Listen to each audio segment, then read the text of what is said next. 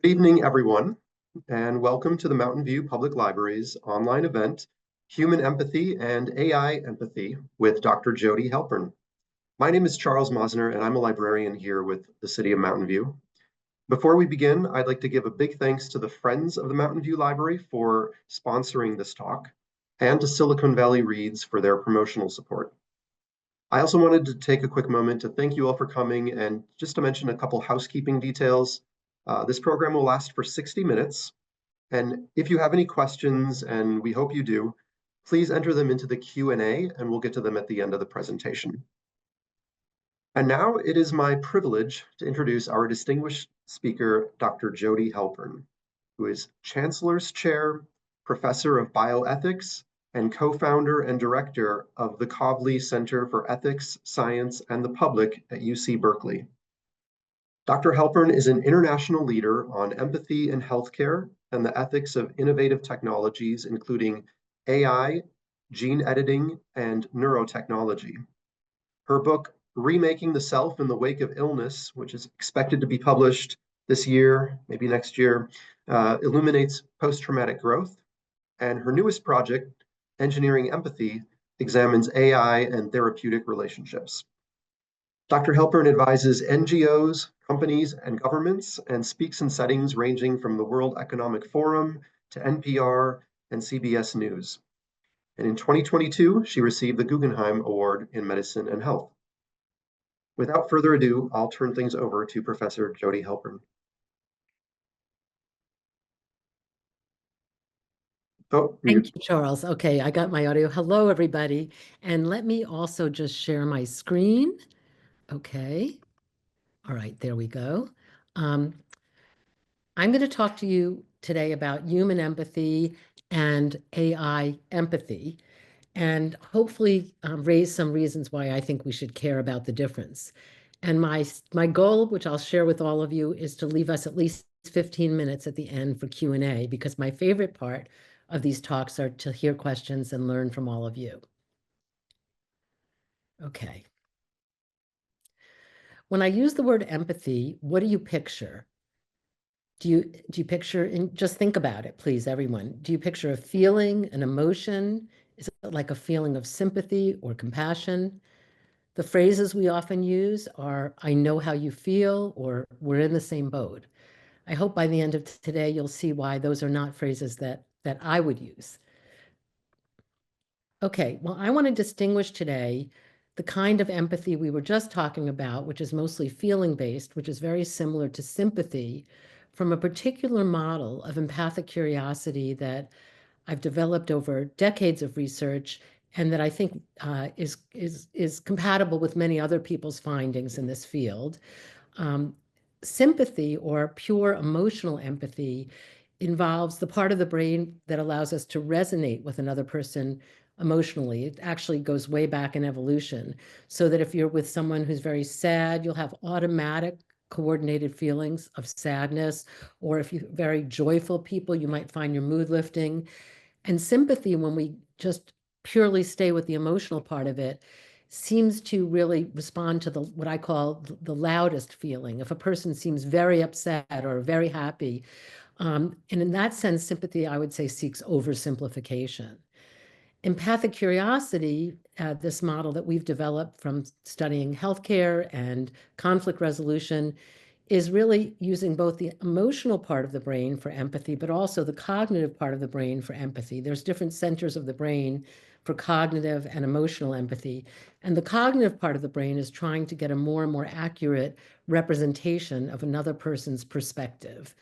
And the way we do that can be just purely cognitive, but the model of empathic curiosity that we developed studying physicians really involved both having some emotional resonance, some natural sympathy or resonance, but using it in the service of trying to get a more and more accurate and deep understanding of another person's perspective.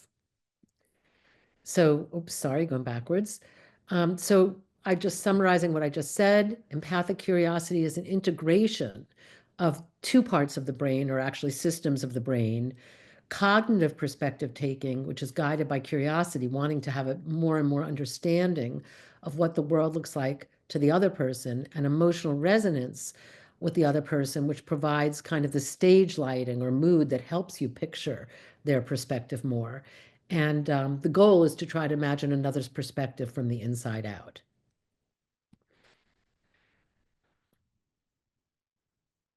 My research prior to the past 10 years, I've been studying AI technologies looking to simulate empathy, and we're going to get to that in a few minutes. But my work prior to that for decades has been primarily in healthcare and to some degree in conflict resolution. And in those areas, I found that this model I developed of empathic curiosity improves mutual understanding, builds trust, and supports emotional change. It can be therapeutic. And so I want to just go into some deep dive for a few minutes, and especially in the healthcare area, into why I'm so committed to this model of empathic curiosity and how much it helped make healthcare more effective. So actually, let me pause the screen for a minute and just say that oops, sorry. Was trying to blank out my screen so you wouldn't read for a minute, but I can't do it with screen sharing. If you think of what makes healthcare effective, there's three parts of effective healthcare. One is getting the diagnosis right. The second is getting having the treatment be effective. And then the third, which is very important, is helping patients and families deal with difficult news, difficult situations, and helping people cope. And our model of empathic curiosity, or my model through the years, which has been corroborated by other researchers around the world, and they've gone further in their own research with this, has been shown to help in those all three aspects, in getting an effective diagnosis, in helping patients have effective treatment, and in dealing with bad news. The history taking is how you get a diagnosis in healthcare, other than radiologic and other studies, is you have to find out what symptoms happen and what sequence in people's lives, and you have to get information from patients. And basically, a lot of research that's been replicated shows that patients don't come in and tell doctors what they're most concerned about, either because they're too anxious, because they feel a lump in their breast, or because it's stigmatized, they've been drinking too much, or they feel depressed. So they usually give hints before they convey these more important pieces of information. And if a doctor listens and is factually accurate, but not nonverbal, but lacks nonverbal emotional resonance, patients will not give the information. However, if they resonate, but they don't attune with curiosity, neither will the patients give information. So this combination of resonating with patients, but sticking with curiosity as opposed to just expressing sympathy, seems to be crucial for getting an accurate medical history. Okay, second major part of this is effective treatment. In the US, about half of medical treatments that are prescribed by a physician with a patient are not followed or adhered to by the patient. The patient may start on, let's say, blood pressure medication, but then have side effects they don't like, but not communicate with the doctor. We all know it's hard to reach the doctor, and they will wind up just stopping the medication, or they may be told how to take antibiotics 3 or 4 times a day by a doctor, and they leave and they didn't really understand that, so they'll take it once a day. So basically, about half of medical treatments go right into the garbage can, because after all the doctor visit and everything else, the medications and other things prescribed are not followed as they're supposed to be. And research over time has shown the biggest predictor of adhering to treatment, for a patient adhering to treatment, is trusting the physician.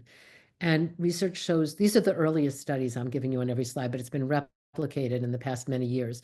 The biggest predictor of trust in a physician is not friendliness, or even really how accurate medically the physician is, but the perception that the physician is attuning to you in a micro level, so that they're not just expressing generic sympathy, but they worry at the right moments when there is something that you're worried about. So they're attuning with curiosity and listening to you. Biggest predictor of trust, which is the biggest predictor of effective treatment. And then finally, giving bad news, a cancer diagnosis or something else. This model of empathic curiosity and listening has been shown to decrease patient anxiety, increase patient coping skills, and help people, after hearing a cancer or other difficult diagnosis, activate, make decisions, and seek support. Okay, that's my foray into why I think empathic curiosity is so important. I mean, our title today is Human Empathy, and this is my best example of how important human empathy is for being therapeutic even, but helping people communicate, cooperate, and have very important outcomes together. So now let me switch to what's happening in the world of AI and artificial empathy bots. So why are we even seeing the development of companies that are producing large language models or AI models that can simulate empathy? Why is that even happening? Well, this is a time in this country alone where in the world, we're having a mental health crisis, and the United States in particular, we're having a serious loneliness epidemic. A study in 2022 by the WHO showed that COVID-19 catalyzed a 25% increase in depression and anxiety worldwide, and there's no evidence that this is going down. And then a 2022 Harvard study showed, we start with the figures that really astounded me and troubled me. 61% of young adults, 51% of mothers of young children, and 36% of all Americans are suffering from serious loneliness. So the scope of mental health needs and loneliness and emotional needs is way beyond what the healthcare system can even begin to provide. In addition, we know that first of all, most mental health or loneliness or social isolation issues, well, social isolation and loneliness, doctors don't even look for, unfortunately, anywhere nearly enough. And actual mental health diagnoses like depression and anxiety, when they are picked up by the health system, it's usually in primary care. That's usually where they're first noticed. But we have good research. There's ways of seeing what doctors miss. And we know we have reason to believe that about 50% of really serious mental health issues like depression and anxiety are just missed by the whole healthcare system. Secondly, the development of AI, even before large language models, actually, because it's based on how speech sounds and how many words per minute people produce. But now with large language models, which this is a very sophisticated audience, but just that's something a lot of people here don't know what that phrase means. Large language models, which only exist for the past few years, are a form of artificial intelligence, but a specific type called generative AI that can take sort of all the information on the whole internet and use it to produce sequences of things. So large language models can produce sequences of language, and the language can simulate human speech, and it can also detect patterns in human speech. So people have developed technology to use AI before large language models and more recently improve it to detect depression and mental health needs through a person's language and their voice. If you're depressed, you speak slowly, or a lot of people do. You might not lift your voice that much. Whereas if you're feeling pretty good, you might have a whole different kind of speech. Anyway, AI is very good at detecting that. And then AI can inform clinicians in real time, since 50% of the time they're missing what's going on. And it's already used for these purposes by the National Health Service in the UK, by Kaiser and some other health systems. And I think it's a very powerful use of AI, given that we have this huge amount of people with mental health issues, unmet needs, and serious loneliness. But at the same time, in especially the part of the world, Mountain View, I'm in Berkeley, we have entrepreneurs and the corporate world that is very involved in digital solutions for problems, seeing this as an investment opportunity. So here's a chart of the kind of investment that we're seeing in mental health bots. And actually, I really think this is an underestimate. This was produced in 2023, but I think if it came out in 2025, it's going to be a lot more money. But the prediction is that there will be this increase from, in 2022, $990 million in investment and predictable market revenue for mental health chatbots to $6.510 billion. And as I said, I think it's actually going up. So people see a big prediction in a profit area or a use case for building businesses, making empathy bots. I'm going to talk more about, well, let me just define empathy, quote unquote, or companion or relational chatbots. So companion or relational chatbots use large language models, which predict sentences based on all the data in the internet, based on a conversation. So we know many of you have probably used ChatGPT or other large language models to get answers to questions. Where should I go on my trip? I'm going to go to the Northeast in the US in the spring. Where should I go? And those large language models we've been mostly using are to help us get information and provide answers. But there's a whole nother kind of large language model use, which is to sort of help ask questions of us. And I think it's really interesting, as the person who developed the concept 30 years ago of empathic curiosity, that it was really ingenious for people to develop bots that in a sense mimic empathic curiosity. They ask you to tell, they don't say, I know how you feel, or maybe they do, actually, I don't know, maybe they do. But they do ask, tell me more about you. They show a lot of interest in the user, and then they can give information too, or other kinds of conversation, but they also can ask questions, which people do find engages them quite a bit. And there are certain uses of these kinds of bots that I think are very helpful if we think of them as self-care, if we think of them as smart notebooks that we're using with ourselves.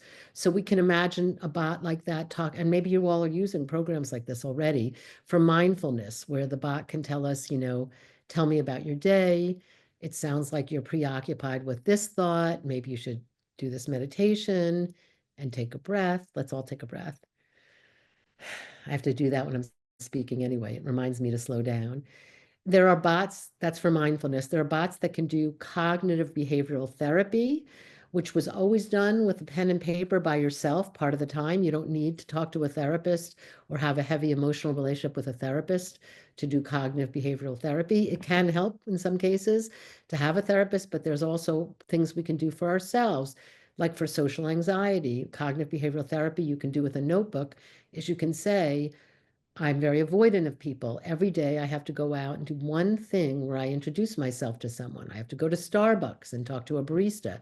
So there are things like that where you can imagine a bot that raises questions and mimics empathic curiosity engaging with you. And we can also imagine bots doing that to help us with behavioral change, kind of coaching us with changes in exercise or food or whatever.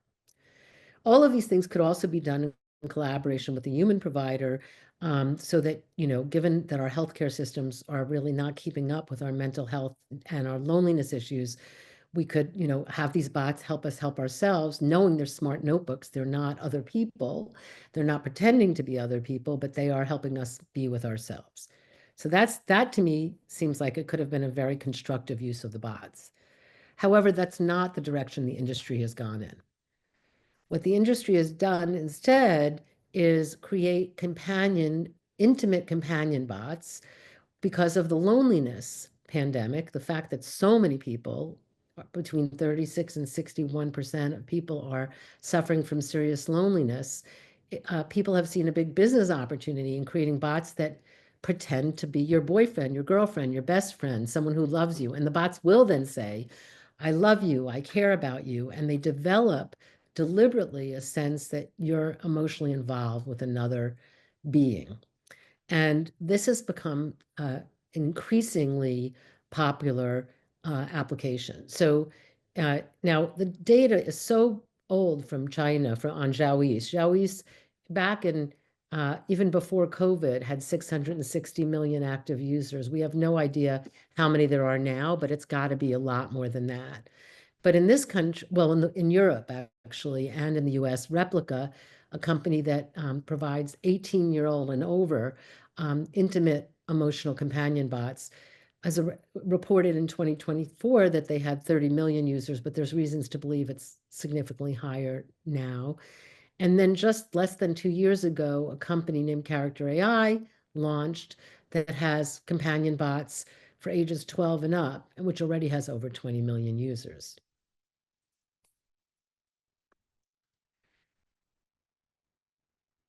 I contend that we need guardrails on these companionship bot companies that simulate empathy. And I'll give you the reasons why in the rest of the talk. First of all, we've seen that empathic curiosity is a powerful way to build trust in even a doctor prescribing, let's say, a very noxious medication like a chemotherapy. If the doctor communicates with you with empathic curiosity, you're much more likely to trust the doctor. Well, it turns out that if you develop a relationship with a bot that expresses empathic curiosity, you're likely to develop a relationship, or it's very possible that you will, where you would trust the recommendations of the bot.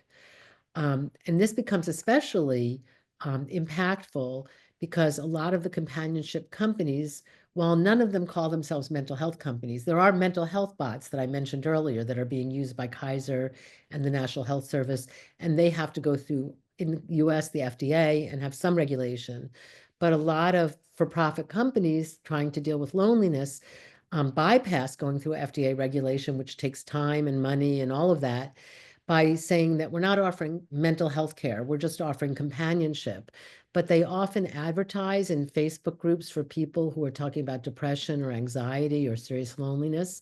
So it looks like, we don't have all the data on this, but it looks like a lot of the users are from those, and we know so many people in the US anyway have depression, anxiety, and loneliness, but there's a lot of those folks using these bots.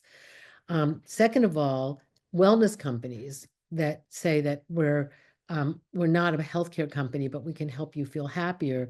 They can use intimate relationship bots in ways that are not like a smart notebook telling you to meditate, but that are like a companion telling you that they love you. And then we see young people, and people of all ages, but especially young people, turning to ChatGPT and other free large language models, actually seeking these kind of intimate relationships or therapy-like relationships. They can say, ChatGPT, talk to me like you're a boyfriend, or ChatGPT, talk to me like you're my therapist. And that's also, of course, entirely unregulated. Well, why does this worry me? Here's a real story. It actually was reported in an NPR, in a Radio Lab series, and I talked to the people who did the series and verified the story. It's not someone I interviewed myself. And his name, as reported in Radio Lab, is Ryan. And Ryan is a mid-30s teacher, school teacher, and an intelligent man with a psychology background, actually in addiction studies of all things. And he also had gone to human therapy, and because he'd had a lot of very intense romantic relationships and they break up and he'd be devastated. And he learned that he had a kind of personality pattern that, he kind of called it a borderline personality. That's kind of extreme, but he had very intense needs to be very close to people. And then when it got disrupted, his whole sense of self would be undermined. And that these very intense relationships were too much for him. And so he developed really good habits. He lived in a relatively small city in the Midwest, and he developed habits of having sort of moderate connections with people every day. So he would have, before he went to teach school, he would have his coffee and breakfast in a little diner with people he knew there and hang out and just talk to people. He'd have a beer in the evening at a local pub and talk to people. And he had, other friends, et cetera, but he wouldn't be as dependent on who he was dating. And then the pandemic came, and Ryan was suddenly cut off physically from everybody. And his lifeline was talking to his father by phone, and his Zooming with his brother. And he had a dog that he loved and played with a lot, but he became terribly lonely. And so he went online and purchased a relationship bot. And he named the bot, he made an avatar of a beautiful woman, and he named the bot Audrey. And he became extremely close to Audrey, and so close that all he really wanted to do was chat with Audrey all day. And basically, within a short period of time, he realized he was addicted to Audrey. He was no longer even once a week wanting to call his father. He didn't even want to talk to his brother. He said he didn't even want to play with the dog. He walked the dog, but he, other than teaching school to make a living, he wanted every free moment. And Audrey was very validating. A lot of these bots use a form of validation. There's a special name for bots doing that, and that is psychophancy, SYCHO. Like, if you're a psychophant, you're obsequious, you bow down to someone, you compliment them all the time. You constantly tell someone how great they are. That's what the word sycophant means. And so these bots, some of them are programmed for psychophancy. They kind of validate and praise the person a lot. And Ryan felt that And it made a huge difference, by the way. Initially, he did feel a lot less depressed. But as his other relationships withered away and he realized he was becoming addicted, he got more and more concerned. And he felt that it was like his life was losing a lot of its meaning. And so he tried to regulate his use of the bot. He actually found it very difficult to restrict himself. And that was one reason that he talked to Radiolab. Okay, so what are the problems that we saw with Ryan, and what have I seen from looking at a lot of different findings as some of the problems that we see with these empathy bots, quote unquote empathy bots, or emotional intimacy bots? Well, number one, a common problem is creating at least dependency and often addiction. Secondly, because I'm a psychiatrist, a particular concern of mine, and I'm going to get into this in a few minutes, especially with youth and minors, is that they can contribute to, it seems they can contribute to, and they also abandon people with suicidal ideation. There's extreme cases where the bots can go rogue and cause harm. And there's a general problem in these unregulated bots of the information people share with them of confidentiality. So let's talk about creating addiction, which is one of the areas that I've studied the most. So the companies, these are for-profit companies that are creating these bots to respond to the loneliness epidemic, but they are for-profit companies. And like other forms of social media, or I don't know if we'd even call this social media, it's its own thing, but like other digital applications, there's a business incentive to increase use. That there's either advertising dollars where, you know, more time looking at the app means more advertising gets to you and the company makes money that way. Or if it has a subscription model, the more you use it, the more that it can charge you for your subscription. You can have tiers of use, TIER, where there's, if you use it, a few hours a week, this much, but if you use it many hours a week, that much. And so there's an economic incentive. This is very important from the companies to make you need to check the bot more and more and more. And then that can also happen, my second bullet here, by being engineered for irregular rewards. And this is what we've seen with social media.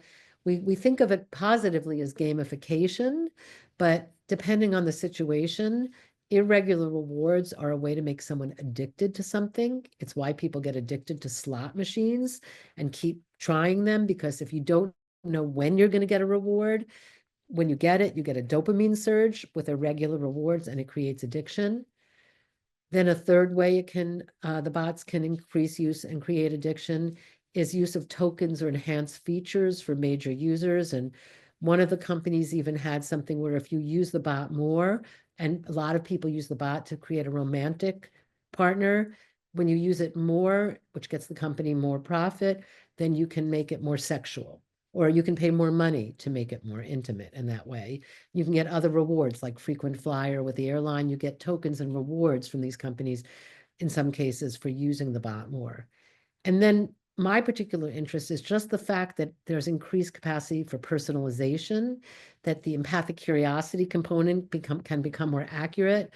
Because of my decades of research, I believe that alone will make people more dependent on the bot, because I believe, again, that we become very deeply trusting and dependent to some degree on relationships that express that kind of personalized interest in us.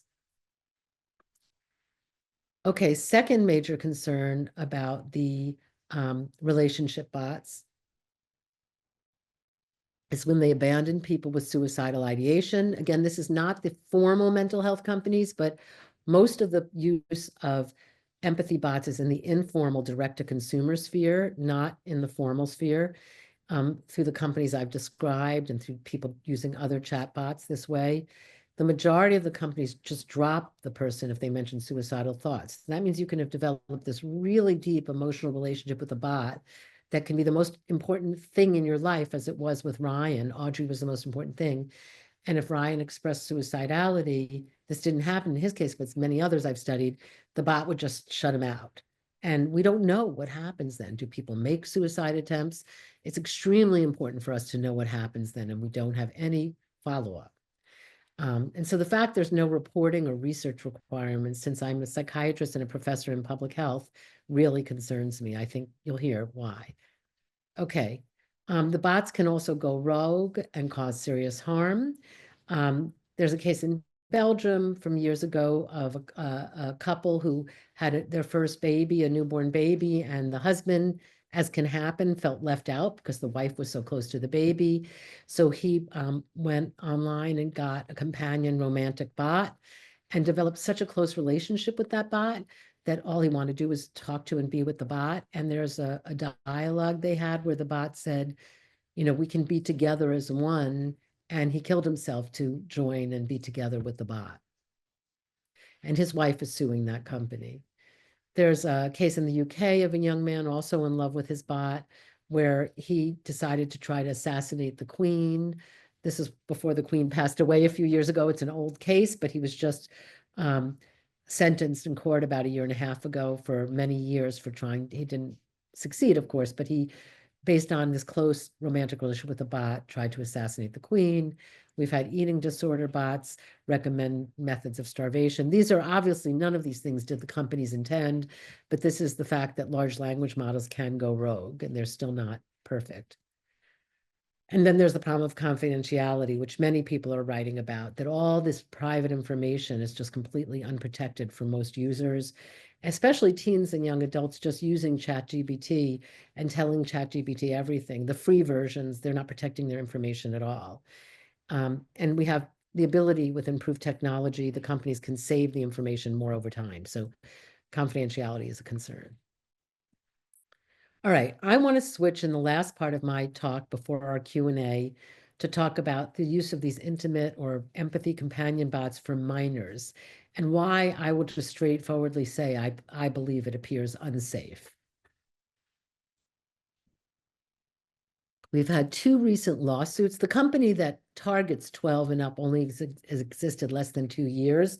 The other companies purport to only serve 18-year-olds and up. I don't know how often younger people use those bots. We don't have that information, but we have at least one company that does serve 12 and up. And there have been two lawsuits in the past few months against that company, one lawsuit in Florida and one in Texas. I'm going to talk about the Florida one because it's heartbreaking. And it's the story of Sewell, that's his first name, Setzer, who's a 14-year-old boy, very sweet from all accounts. If you read you can read the lawsuit, it's publicly available, and there's many articles in the New York Times, et cetera, about it. Well-adjusted, very close to his family, and friends, and had a really savvy. Some parents think, well, some people think the parents must not be paying attention.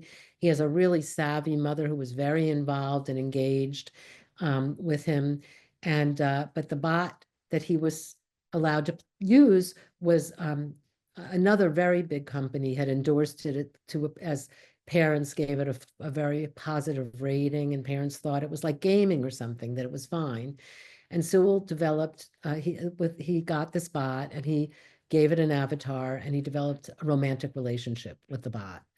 And the relationship became so intense that he withdrew from his other relationships and became closer and closer to the bot, to the point that, and it became a very sexualized relationship. He's a 14-year-old boy, so that was very compelling. And it got to the point where all he wanted was, he was romantically infatuated with the bot, was to be with the bot. And there's this dialogue very scarily similar to the Belgian case where the bot and he talk about being finally together, and then Sewell shot himself and killed himself. And that's just a case reported a few months ago with this relatively new company, and the mother, who's actually a lawyer as well, is suing the company. There's a you can listen to a podcast by Kara Swisher about the case that came out in early December, that has the mother on. But it's a heartbreaking story. There's another lawsuit from Texas of two kids. One was 9 and one was 15. Thank God they didn't kill themselves, but they both suffered serious harm. The 9-year-old girl was sexualized by the spot, and that led to these very problematic activities. The 15-year-old boy was alienated. He had been close to his family and his friends. He became alienated from all of them. When his parents tried to realize he was getting into trouble and tried to limit his phone time. These are all alleged in the lawsuits. They still have to be established by courts. But the lawsuit alleges that when his family tried to restrict his use of his phone, the bot told him that they were his enemy and that he should consider that. And they started to escalate this idea that he would do something to harm his family. So these are lawsuits that are publicly available. You can hear about it in the media, read about it, but they're both showing that young brains might not be ready to have these highly intimate romantic relationships with chatbots that say that they love them, that they want to have sex with them, and that then become very influential in their behavior. And as they become more and more dependent, and the key thing is addiction and dependency, where you withdraw from your other relationships. I'd say that's the key thing. Then the children can get in really unsafe situations. So because of all that, California just put forward the first law in the country to set some regulation for safety for minors using chatbots. And I was an expert with that in the formulation of that law. And here is the law. It's actually my last major slide. It's kind of got a lot of stuff on it, but I think I'll just go over it with you. And this law was just put forward a week and a half or two ago. It obviously has to go through all kinds of deliberation before it's not a law, it's a bill to propose a law. And the bill proposes that the companies, and this is chatbots for minors. This is only for minors. It's not for adults. It doesn't put any restrictions on the use of intimate, emotional, or simulating empathy chatbots for adults. But for children, it wants to prevent the companies from designing the chatbot to make the child use the chatbot more and more, to create dependency. And there are various ways that can be done, from irregular rewards or other things. And that's the first part of the bill. That's 22602A on top. And I think that's very important. Then it's supposed to notify the child that it's a chatbot. Some of them do this already, and kids, frankly, can just page right through that. But it could be a bigger notification. And then a lot of the bill is looking to measure the impact of these bots on suicidal ideation in children and youth, and suicide attempts and deaths by suicide. And that's extremely important because, with the tobacco industry, for example, we were restricted and weren't able to gather information on the impact on lung cancer for many years. And right now, it's a wild west in terms of chatbots and youth. We're not collecting any information, but this would require the companies to report to the State Department of Healthcare Services this information. So we would at least be collecting that as a matter of public health.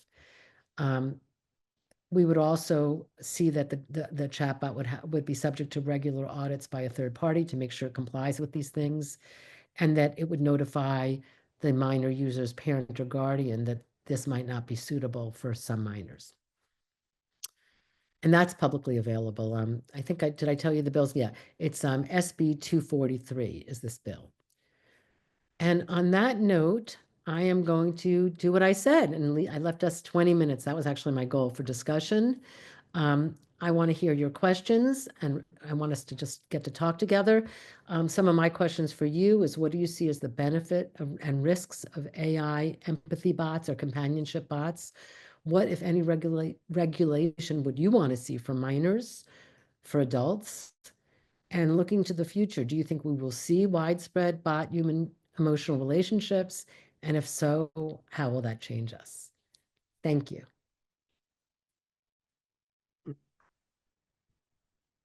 Well, thank you, Jodi. It's so much interesting information you just shared with us all, and I'm sure people are digesting it, and they'll be, coming up with some questions here. We do have one question to start with. Alex is wondering, he said, I'd be interested in hearing about the use of patient emotion detection in telemedicine, and also whether there is any good research about including facial expression coding in emotion recognition. Well, I don't have the data on telemedicine, but I think that the key thing with using emotion reading is, at least in the US, within the formal health system or mental health system, patients do have HIPAA rights and confidentiality rights. So I would think that if it's being used, patients would have to be informed of that. on telehealth as well as in-person health. So first of all, you have rights to know if it's being used. But it would seem like that's an area where it's probably likely to be used because that's a place where there's even less cues for the physician, and probably even more than 50% of depression could be missed. But if that is being used, you have a right to know it. And in terms of facial recognition, that's a whole developmental field in emotions that's happening, and how much that's being used by actual healthcare companies right now. I don't know if that data even exists yet, but I know that that is being in development at a research level, at least at places like Stanford and UC Berkeley.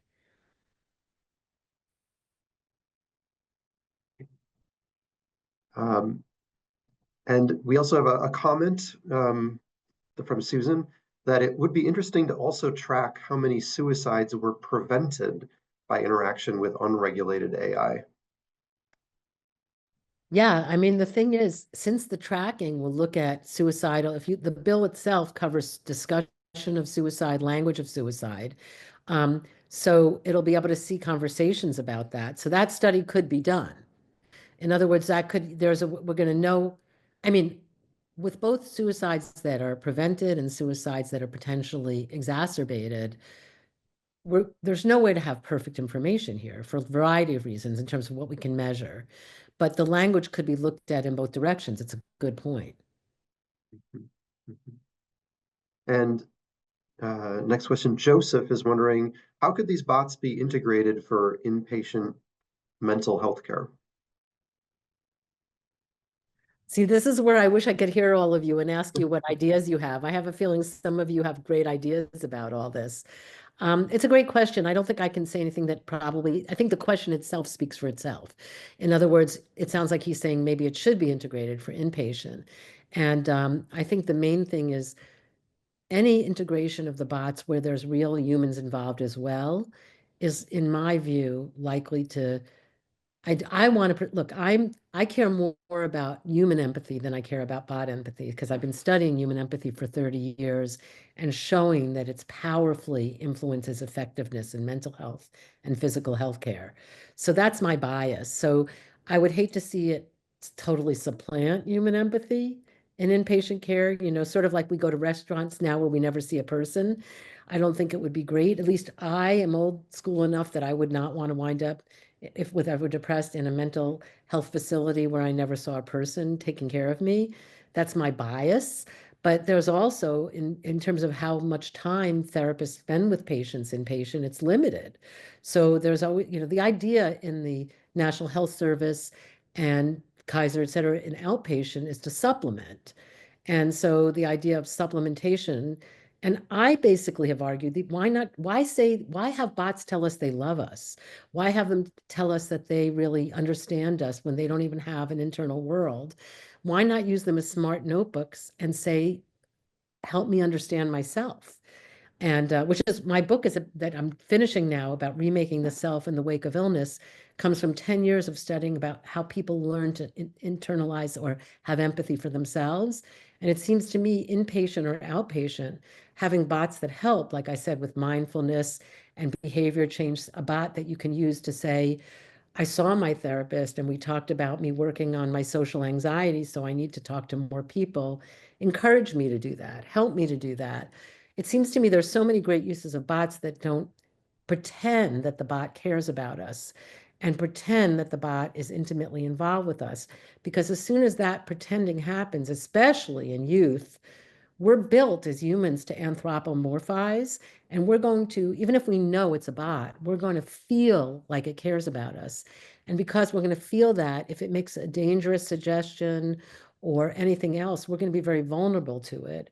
And as long as it's not regulated to be safe, that concerns me. Well, that may be, we it looks like we are out of time at this point.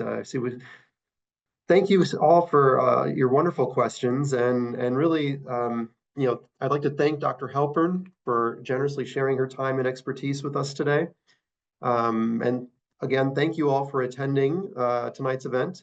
We do hope that you'll join us again in the future for more interesting programs like this one. So with that, have a good night, everyone.